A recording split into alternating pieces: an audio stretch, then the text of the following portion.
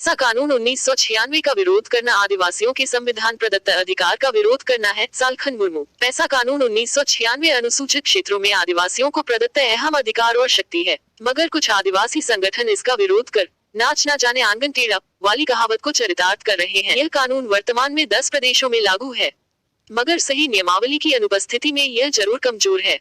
इसके लिए राज्य सरकारें दोषी हैं। झारखंड में 2 बार पंचायत चुनाव हो चुके हैं। चुने हुए जनप्रतिनिधियों को अधिकारों के लिए आंदोलन करना चाहिए था, माननीय हाई कोर्ट या सुप्रीम कोर्ट जाना चाहिए था। इन्होंने ऐसा कुछ भी नहीं किया। अब झारखंड में फिर चुनाव की प्रक्रिया अंतिम स्टेज में है। तब बुद्धिमानी यह है कि चुनाव लड़कर जीतकर पैसा कानून 1996 के अधिकारों के लिए ईमानदार प्रयास करना।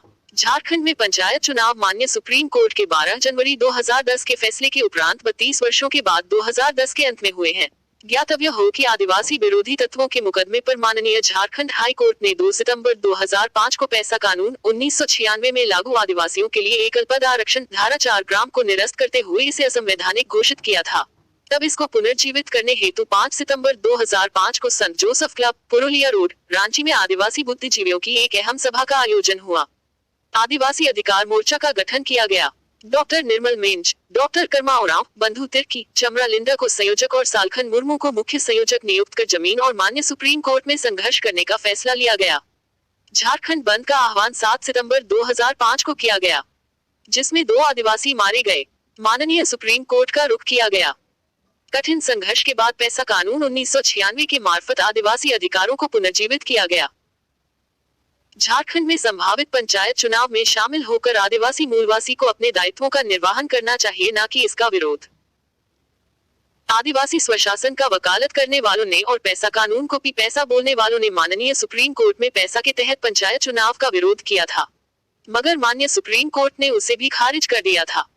ज्ञातव्य हो कि शेड्यूल एरिया में पंचायत चुनाव के लिए पार्लियामेंट में संविधान के अनुच्छेद 243(4)(b) में इसके निमित्त संशोधन किया गया है, जिसके लिए भारत सरकार द्वारा गठित दिलीप सिंह गुड़िया कमेटी ने अपनी रिपोर्ट 1995 में कहा था कि शेड्यूल एरिया में भी पंचायत चुनाव हो, जो वर्जित थे।